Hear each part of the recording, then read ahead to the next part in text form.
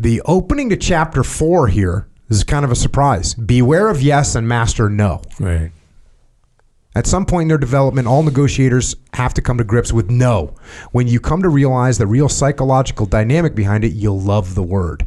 It's not just that you lose your fear of it, but that you can come to learn what it does for you and how you can build deals out of it. Yes and maybe are often worthless, but no always alters the conversation. Talk us through that.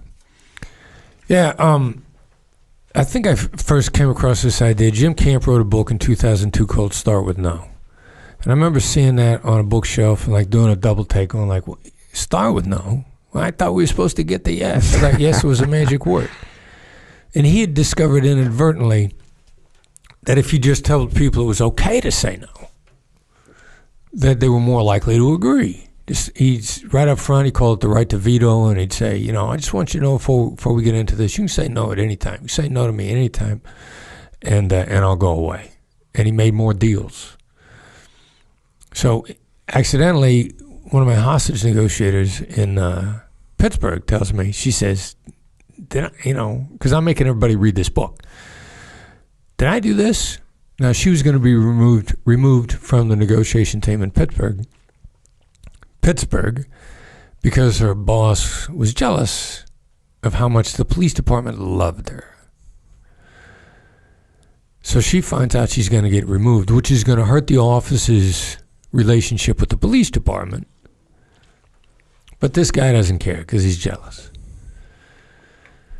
She sits down with him and she says, do you want the FBI to be embarrassed? Now, I remember when she first told me that, I remember thinking through at the moment, like, I would never have had the guts to say that. Like, that sounds so manipulative. I imagine this guy just bursting into flames on the spot. But instead, this guy relaxes. He leans back in his chair. He steeples with his hands, like it's what people do when they feel really good about themselves. And he goes, no. She says, what do you want me to do? And he says, well, stop letting this stuff interfere with your investigations now. Go back to work. So he calls her in to fire her from the team. She walks out, no problem. So I'm like, there's something here. And then I start thinking about other conversations I've had. Lieutenant on the police department that I thought got in this guy's way a lot because he was overmanaged him. I remember him saying to me once, a lieutenant's job is to say no. And I thought, no, it's not. Lieutenant's a leader. A leader's job is to encourage people, not to say no. So why is he saying this? It makes him feel good to say no. It makes him feel safe. It makes him feel protected. And we start experimenting with, instead of letting people say no, what happens if you actually get them to say no? Like, how does that change feelings, the way they react? And it makes such a massive difference, like instantaneous. Like, if it's important, I don't say, do you disagree? I say, do you disagree? I don't say, is this a good idea? Is this a ridiculous idea? I don't say, I'm never going for yes. I'm always going for no. And, if I can, because I know I'm all over the place here. I'm on a plane from JFK to LA where it's a red eye and a black businessman sitting next to me. He's kind of loud. He's got a big colorful sweater on, but I just, not crazy out there, but I just think, interesting cat, clearly a businessman. He's got people on his team because people that are sitting, back in economy are walking by and, hey, boss, how you doing? And finally, but I hear him on the phone and he's just trying to force people to say yes. And finally, I can't take it anymore in between calls. And I tapped him on the shoulder and I said, look, get him to say no. Change your questions. You drive me crazy. I can't take it anymore. I'm hearing you shove this down people's throats. Switch from yes to no. And I go, instead of do you agree, do you disagree? Instead of would you do this, are you against doing this? And I give him a quick rundown of how to make the switch. And he's a smart dude, picks it right up really fast. So he gets back on the phone. And I also say, the reason you should listen to me is because I wrote this book, Never Split the Difference. So just do it. Smart dude, learnable, coachable, does it instantaneous. Looks back at me, says, thanks. He says, let me introduce myself. My name's Trevor. You may know me by my stage name, Buster Rhymes. And I'm like, wow, okay. You know, your hair's a little shorter right now. Didn't recognize you right off the bat, but I do recognize that name. You go on to say, no has a lot of skills.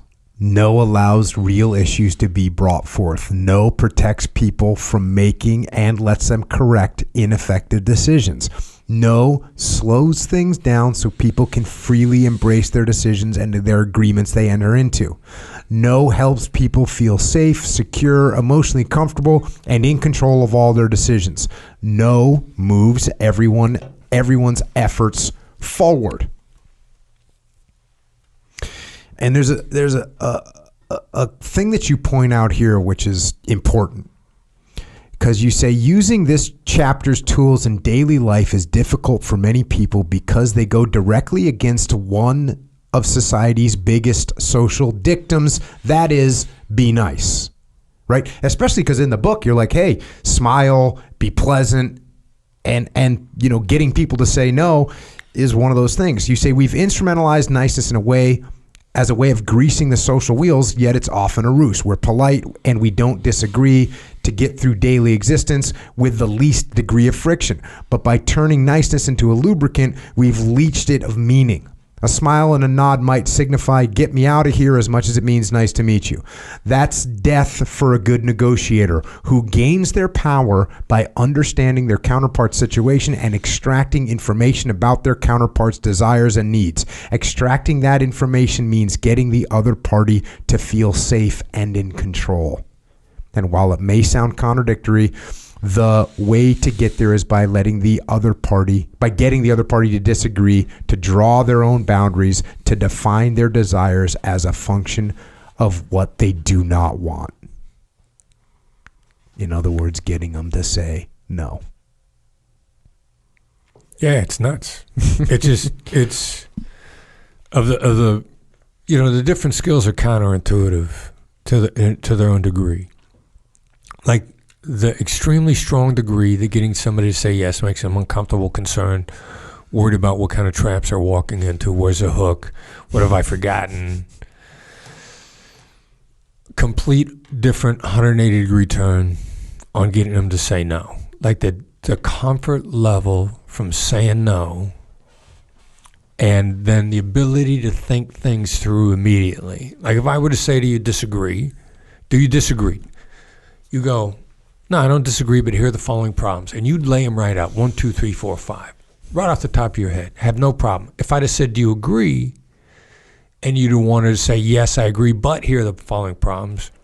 You won't do it the second way, because you would have felt that the mere utterance of the word yes hooked you. Mm-hmm. And so then anything that you lay out after that feels like you're digging yourself in deeper. But having said no, you don't feel hooked. So now you're going to lay out the next 4 or 5 things that you might need because you don't feel like you're digging yourself in deeper. And the next 4 or 5 things after the yes or no are what's critical. It's never right there. It's never at the point of decision. It's really, here are the problems, or here's what you got to accomplish. And you got to get past that. And you get past it freely when people say no, because they feel safe and protected. They feel no sense of obligation. They don't feel like they're digging themselves in with each thing they say after that. I got that emotion from that. You got an example in the book, real common example.